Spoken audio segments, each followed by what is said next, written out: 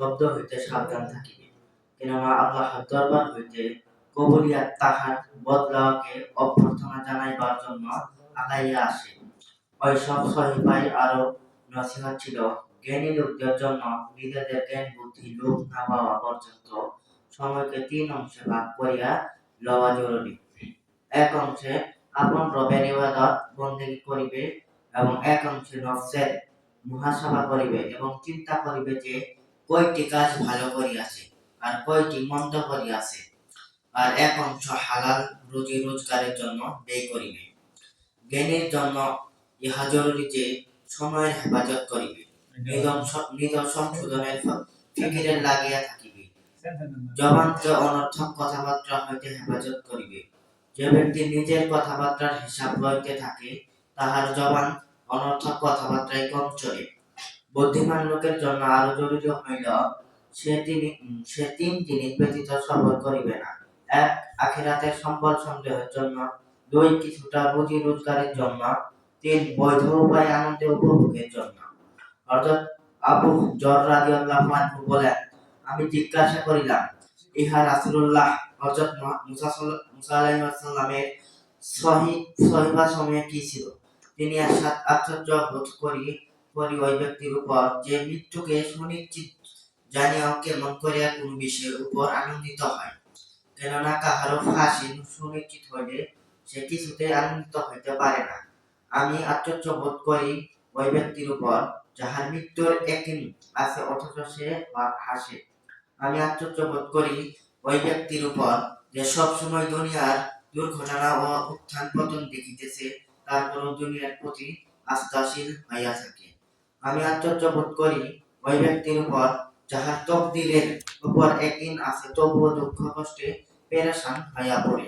আমি আশ্চর্য বোধ করি ওই ব্যক্তির উপর যাহার অতি শীঘ্রই হিসাব দেওয়ার একদিন আছে তবুও নেক আমল করে না। হযরত আবু যর রাদিয়াল্লাহু আনহু বলেন, আমি আরজ করিলাম, ইয়া রাসূলুল্লাহ, আমাকে কিছু ওসিয়ত করুন। তখন রাসূল সাল্লাল্লাহু আলাইহি ওয়াসাল্লাম সর্বপ্রথম তাকওয়ার ওসিয়ত করিলেন এবং বলিলেন, ইহা হইল সমস্ত কিছুর বুনিয়াদ ও মূল। আমি আরজ করিলাম, ইয়া রাসূলুল্লাহ, আরো কিছু ওসিয়ত করুন। এরশাদ করিলেন, কুরআন তেলাওয়াত ও জিকিরের ইহতিমাম করো। এইগুলো দুনিয়াতে তোমার জন্য নূর এবং আসমানী সঞ্চিত ভান্ডার স্বরূপ। হযরত আবু যর রাদিয়াল্লাহু আনহু বলেন, আমি আরো কিছু ওসিয়তের জন্য আরজ করিলে তিনি ইরশাদ করিলেন, অধিক হাসি হইতে বিরত থাকো, কেননা উহাতে দিল মরিয়া যায় এবং চেহারার সৌন্দর্য চালিয়ে যায়। অর্থাৎ জাহের ও বাতেন উভয়টার জন্যই ক্ষতিকর হয়। আমি আরো কিছু ওসিয়তের দরখাস্ত করিলে তিনি ইরশাদ করিলেন, জিহাদের ইহতিমাম করো, কেননা ইহাই আমার উম্মতের বৈরাগ্য সাধনা। পূর্ববর্তী উম্মতের ওই সকল লোকদেরকে রাহেব বা সংসার বিরাগী বলা হইত, যাহারা দুনিয়ার যাবতীয় সম্পর্কে ছিন্ন করিয়া শুধুমাত্র আল্লাহর ইবাদতে মশগুল হইয়া থাকিত।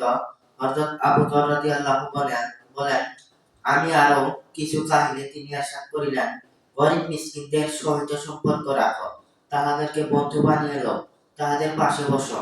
আমি আরো কিছু চাহিলে তিনি ইরশাদ করিলেন, তোমার চেয়ে নিম্ন স্তরের লোকদেরকে দেখো, ইহাতে শুকরের অভ্যাস গড়িয়া উঠিবে, আর তোমার চেয়ে উপরের স্তরের লোকদেরকে দেখিও না, কারণ ইহাতে তোমাকে দেওয়া আল্লাহর নিয়ামত সমূহকে তুচ্ছ ভাবিয়া বসিতে পারো।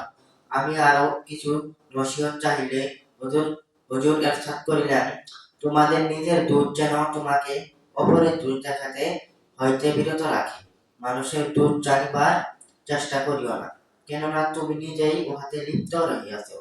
তোমার দোষের জন্য ইহাই যথেষ্ট যে তুমি মানুষের মধ্যে এমন দোষ তালাশ করো যাহা স্বয়ং তোমার মধ্যে রহিয়াছে, অথচ তুমি উহা হইতে বেখবর, আর তুমি তাহাদের এমন বিষয় দোষ ধরো যাহা তুমি নিজেই করিয়া থাকো।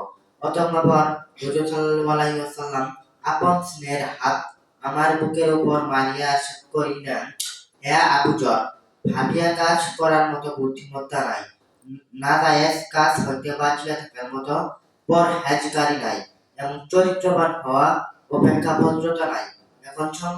এখন সংক্ষিপ্তসার ও মূল উদ্দেশ্যের প্রতি অধিক লক্ষ্য রাখা হইয়াছে, শাব্দিক তর্জমার প্রতি লক্ষ্য রাখা হয় না। ভাই শুনুন।